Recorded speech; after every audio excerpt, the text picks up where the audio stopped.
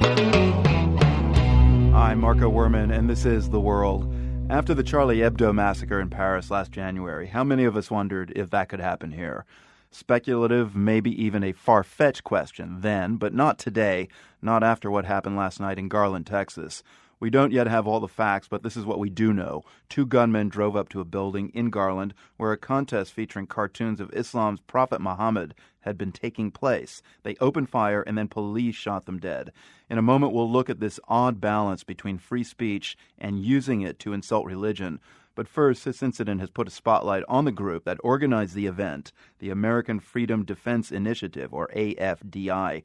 They call themselves a human rights organization dedicated to free speech, religious liberty, and individual rights. But Mark Potog from the Southern Poverty Law Center calls them something else, a hate group.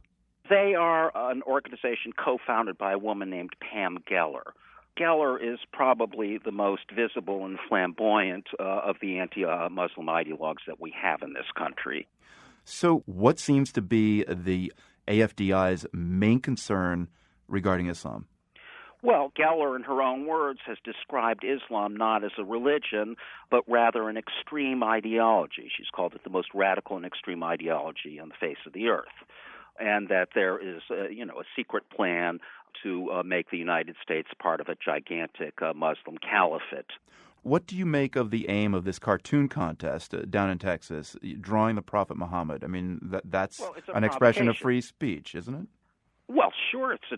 Look, I mean, I defend Pamela Geller's right to be a racist and a bigot. She is allowed that under the American First Amendment, and I think that's as it should be. At the same time, let's call her what she is. She's a provocateur. She specializes in this kind of thing.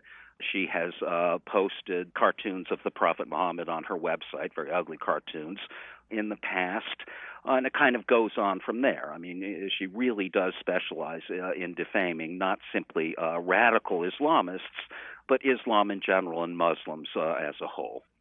So back in January, we saw the attack at the Paris magazine Charlie Hebdo, and its supporters claimed they're protected by freedom of expression in how they portray religion.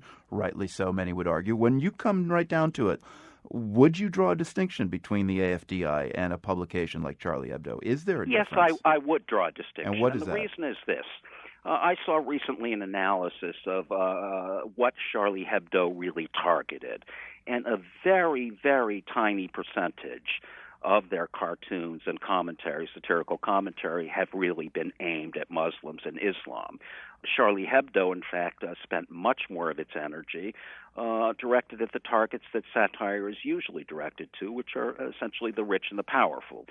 Geller's organization is quite different. She, in fact, is picking on what in this country is a real minority and a minority under siege. Charlie Hebdo has done that too, though. I mean, they're obviously insulting people for perhaps different reasons, but, I mean, it is hard to draw a distinction. Well, I think it's hard to draw. Well, look, I don't think there's much of a distinction in a sense to be drawn. And, the distinction I was trying to draw between Charlie Hebdo and Geller's organization is that Charlie Hebdo doesn't really specialize in the mocking of vulnerable and small minorities, although they certainly have done that. So I just think it's a different in tone that I'm trying to describe. In terms of free speech, those are really absolute questions. And certainly in my opinion and the opinion of SPLC, Charlie Hebdo, just as Pam Geller, have the right to say these things legally. It doesn't mean they're in good taste. It doesn't mean that they're enviable things to say. It certainly doesn't mean they're right, but they do have that right under the Constitution. That's Mark Potog with the Southern Poverty Law Center. The event that was attacked yesterday in Garland has been widely described as anti-Muslim, and it's worth noting that it took place in a part of Texas with a sizable Muslim population. It really is tens of thousands. So I would say that if you include the entire Dallas-Fort Worth community, I don't have an exact number, but it's definitely over 100,000, well over 100,000. Omar Suleiman is a resident scholar at the Valley Ranch Islamic Center in Irving. That's just outside Dallas. He's also an ordained imam. Suleiman says that ahead of the event in Garland, local Islamic leaders had decided not to get worked up about it. Our community ignored it altogether. In fact, I would say that the majority of Muslims forgot that event was even taking place. To be honest with you, I was actually throwing a football with my kids in the park when I got a text message, and I had even forgotten that the event was taking place yesterday. Mm-hmm. So ignoring it was a strategic move on your part. I suppose other activists in the Dallas area also encourage people to just not go, to ignore it. Absolutely. It's not good for our community in Dallas as a whole. We don't want this. We don't want this being fought out over here. I mean, and it's worth noting that this is not only one of the largest Muslim communities in the country, it's also a very well integrated community. I mean, we have never had any issues of that sort in the greater community here. The people that came out to this event were about 100 or so, and the vast majority of them were not from Dallas. This is a traveling circus of sorts, and they try to get people out. I mean, this is exactly what they wanted. And Pamela Geller wasted no time taking to her blog to say, this is a war. This is a war. Mr. Suleiman, I got to say, coloring the backdrop to this event is this anti-Sharia bill going through the Texas State House. And I gather there's been some controversy in Irving, Texas over that. What's going on there? Well, sadly, I mean, this is a bill that, the anti-Sharia bill has absolutely no law-bearing effect whatsoever, in the sense that no one in the community, no one in the Muslim community is suggesting in any way, shape, or form that we don't want to be held by the same set of laws that everyone else is being held by. It's more of a way to rile up, for whatever reasons, rile up a certain voter base.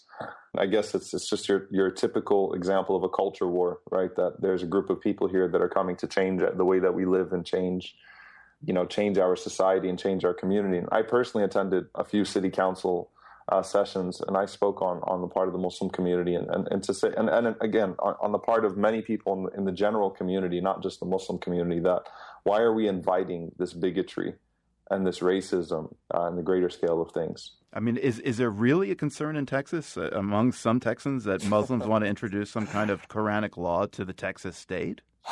What it picked up on was apparently a tribunal, which is an arbitration committee, which involves some imams, which is found within other faiths as well. The Catholics do it, the Jews do it. It's pretty common that you'll have religious arbitration, which is non-binding from a legal perspective, and that was made clear. And that was, again, their target, and that was used as a method of riling up people and a fear-mongering that this is the proof that they're here to abuse women and stone people. And I mean, it's just absolute nonsense. So, I mean, it's not about the Sharia here. This isn't about being an anti-Sharia bill. This is about the elephant in the room, which is that, this anti-religious law bill is targeting the Muslim community, and it's to stoke up the irrational fears that some people already had, that Muslims are here to take over and that they're trying to replace the Constitution with the Quran. I think it's already pretty evident in the Constitution that we're all bound by the same law. This event and other events like it just show just how tricky and sensitive this moment is for Muslims, the whole mood right now, but also for anyone who wants to openly criticize any religion, but especially Islam. What for you does this moment mean?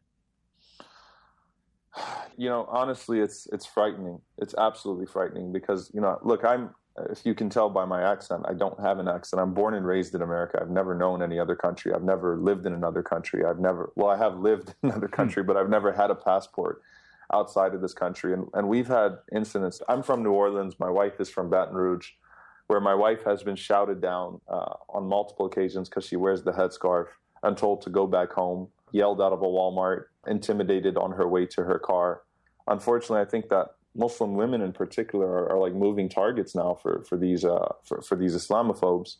And just as it only takes one lone wolf, who's been inspired by ISIS's material online to do something crazy, we've also seen that holds true for the other side.